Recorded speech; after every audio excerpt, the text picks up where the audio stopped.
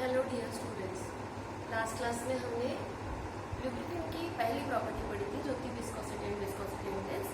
आज हम second property पढ़ने वाले हैं जो है flash point and fire point. Flash point जो होता है ये हम इस तरीके से डिफाइन कर सकते हैं। Flash point is the minimum temperature at which lubricating oil gives enough vapors that ignite for a moment when comes in contact with air and a tiny flame brought near it। मतलब कि flash point वो minimum temperature होता है जिस temperature पर किसी भी lubricating oil से निकलने वाली वेपर्स के कांटेक्ट में अगर कोई जलती हुई तीली ले जाई जाए और वहां पर एयर का कांटेक्ट हो तो वो वेपर्स एक मोमेंट के लिए इग्नाइट करेंगे। एक मोमेंट में just for micro seconds ignition हो तो उसको हम फ्लैश पॉइंट कहते हैं। फ्लैश पॉइंट जैसे कि फोटोजेनिक कैमरा जब फोटो खींचता है तो कैमरे का फ्लैश जिस तरह से जस्ट चमकता है और बंद होता है माइक्रो सेकेंड्स के लिए होता है, उसी तरह से फ्लैश पॉइंट भी फॉर अ फ्यू मतलब सेकेंड्स और very less amount of second that is micro seconds के लिए होता है। तो फ्लैश पॉइंट वो टेम्परेचर होता है जिस पर इग्निशन किसी भी लुब्रिकेटिंग ऑयल का इग्निशन शुरू होता है। इसको हम इग्निशन टेम्परेचर भी कह सकते हैं। सिमिलरली जब इसी सेम ऑयल को और गर्म किया जाएगा तो और गर्म करने से उससे निकलने वाली वेपर्स की क्वांटिटी बढ़ेगी और वो वेपर्स जो है वो इग्नाइट होंगी कंटिन्यूसली 3 to 5 सेकेंड्स के लिए। तो वो टेम्परेचर फायर पॉइंट कहलाएगा।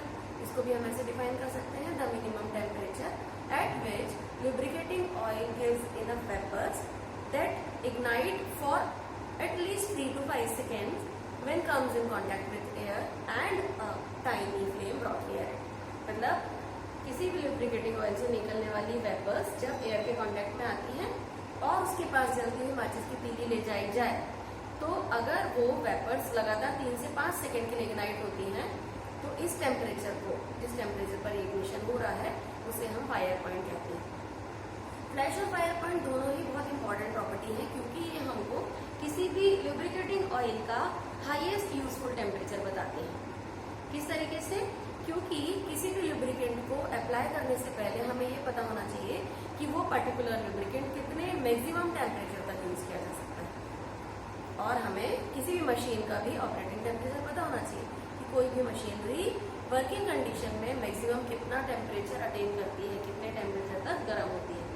तो वो जो भी मशीन का ऑपरेटिंग टेम्परेचर है उससे फ्लैश और फायर पॉइंट जो लुब्रिकेंट उसमें यूज किया जाने वाला है मशीन में उस लुब्रिकेंट का फ्लैश और फायर पॉइंट मशीन के ऑपरेटिंग टेम्परेचर से हायर होना चाहिए जिससे भी किसी भी तरह की आग से होने वाली दुर्घटनाएं फायर हजार्ड से बचा जा सके।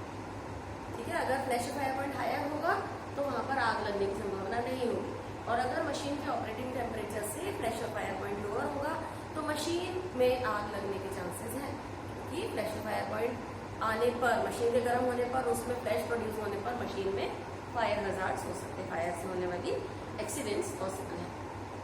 अब वो मशीनें या वो एपरेटस जिनकी मदद से फ्लैश और फायर पॉइंट निकाला जाता है वो होते हैं Abel's apparatus, Pensky Martens apparatus और Cleveland open cup apparatus. These 3 are the apparatus जिसकी मदद से हम फ्लैश और फायर पॉइंट फाइंड करते हैं। और सिग्निफिकेंस ये है फ्लैश और फायर पॉइंट का कि इस किसी भी लुब्रिकेटिंग ऑयल के लिए फ्लैश और फायर पॉइंट हाई होना चाहिए। मशीन के ऑपरेटिंग टेम्परेचर से फ्लैश और fire point should be high. तो दैट इज दी प्रॉपर्टी और इस प्रॉपर्टी की बहुत ही वैल्यू है, बहुत इंपॉर्टेंट है इसका पता लगाना जिससे कि हम किसी भी तरह की फायर एक्सीडेंट से बच सकें। Thank you.